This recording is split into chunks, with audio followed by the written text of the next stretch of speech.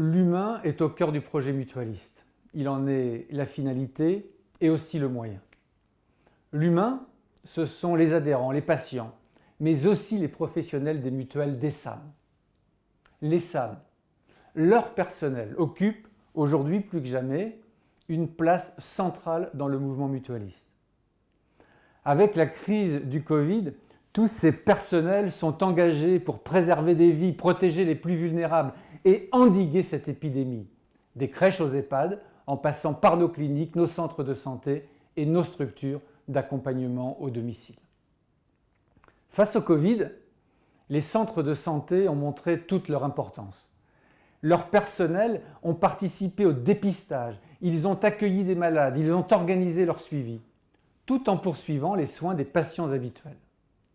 Dans l'urgence, en complémentarité avec l'hôpital, ils ont démontré que les acteurs du soin primaire savent se coordonner avec efficacité quand l'objectif fait sens pour tous. Cette crise souligne la nécessité d'une politique de santé qui parte des besoins de la personne, qui organise un parcours coordonné des patients en s'appuyant sur les nouvelles technologies et en intégrant tous les aspects de la santé. Face au risque d'isolement des résidents dans les EHPAD, je veux relever la réactivité et l'inventivité des personnels qui multiplient les initiatives. Ils agissent en véritables militants de la cause du grand âge. Avec le déploiement de la vaccination, nous entrons dans une phase déterminante de la lutte contre la pandémie. Partisan historique et assumé de la vaccination, le mouvement mutualiste, avec ses professionnels de santé, prendra toute sa part dans la mise en œuvre de la vaccination des Français, car le vaccin reste la première et la meilleure des protections mutuelles contre les maladies épidémiques. Les personnels des services et établissements occupent une place centrale, non pour des raisons conjoncturelles, mais parce que le soin mutuel, le care, y sont une raison d'être à long terme. Et pour tous, de la crèche aux EHPAD, pour les personnes en situation de handicap. La priorité à l'humain fonde le soin mutuel, c'est-à-dire lorsque chacun se préoccupe de chacun, la société de chacun et chacun de la société. Cette approche prend racine dans l'histoire et dans les valeurs mutualistes.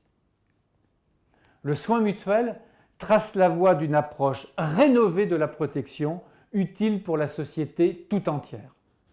Les personnels des SAM se trouvent naturellement à l'avant-garde de cette société de l'attention que nous voulons voir advenir. L'étude de l'OEMM l'atteste. Les facteurs de transformation des services et établissements sont multiples et urgents. Réglementation évolutive, santé numérique, attentes renforcées des patients et des clients, concurrence accrue, gestion de crise. Les personnels des SAM exercent dans des structures en mouvement. Par définition, leur métier évolue. La coordination entre secteurs d'activité paraît toujours davantage nécessaire.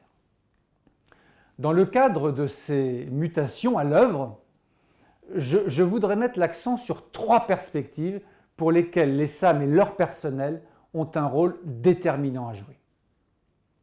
La première est la question de la gradation des soins. L'entrée dans le système de santé, nous le savons, est d'une importance considérable. Tout retard dans la prise en charge médicale, tout errement dans le système du fait d'un manque d'information, d'orientation, se traduisent par des pertes de chance pour les patients.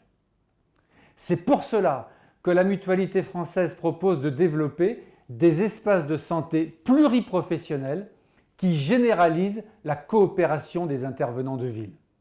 Ces espaces doivent permettre d'assurer la continuité du parcours des patients en positionnant le premier recours comme la porte d'entrée dans le système. Deuxièmement, le soutien au domicile doit être renforcé. Et la transformation du modèle de l'EHPAD doit y contribuer par l'accroissement et l'ouverture de ces compétences médicales sur le territoire afin d'en faire un véritable centre de ressources gériatriques. Pour mieux accompagner les personnes en perte d'autonomie, les EHPAD devront être davantage médicalisés pour mettre fin aux limites du médecin coordonnateur qui n'est pas le médecin traitant, à l'absence d'infirmières en pratique avancée, notamment la nuit, ce qui peut conduire à des recours aux urgences qui auraient dû être évités, ou encore aux situations plus complexes des personnes à domicile. Cette médicalisation des EHPAD doit passer par la constitution d'une équipe médicale qui associe médecins, infirmières, aides-soignantes et passe des conventions avec le groupement hospitalier de territoire, avec les hôpitaux à proximité. Mais encore par la mise en place de consultations avancées, par le recours à la téléexpertise, par la présence, je l'ai dit, d'infirmiers en pratiques avancées, y compris la nuit, par l'équipement médical de certains lits, par la création de nouveaux postes de soignants, les coordonnateurs de parcours. Dans cette perspective, les EHPAD constitueront des plateformes gériatriques de proximité pouvant proposer un bouquet de services modulables et adaptés aux personnes à domicile.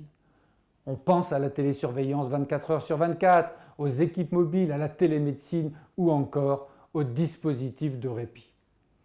Enfin, la rénovation de la prise en charge de la santé mentale est devant nous. En France, à l'instar de notre système de soins, elle n'a pas été repensée et réorganisée en fonction des connaissances nouvelles. Alors que le nombre de patients est croissant et que les inégalités sociales et de santé sont de plus en plus criantes. Trop souvent, la santé mentale est traitée comme le parent pauvre de la santé. Sans politique volontariste, le manque d'information, la stigmatisation des personnes avec un trouble psychique et le montant des restes à charge continueront à provoquer des pertes de chance. Les pertes de chance, j'y reviens. Ils continueront à entraîner une qualité de soins moindre et à contribuer au manque d'inclusion sociale des personnes vivantes avec des troubles mentaux. Depuis longtemps, des mutuelles ont montré la voie, ont innové pour mener ce combat.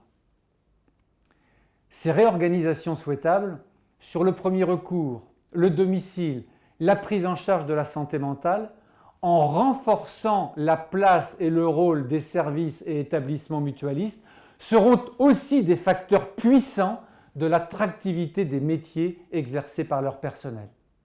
Car ce sont les personnels qui font aujourd'hui la force des SAM, qui assurent leur excellence et qui demain la feront. Ces réorganisations doivent contribuer à nous permettre, mutuelles du livre 2 et du livre 3, d'aller collectivement au bout d'une vision globale de la protection qui conjugue bien-être mental, bien-être physique et bien-être social. Merci de votre écoute.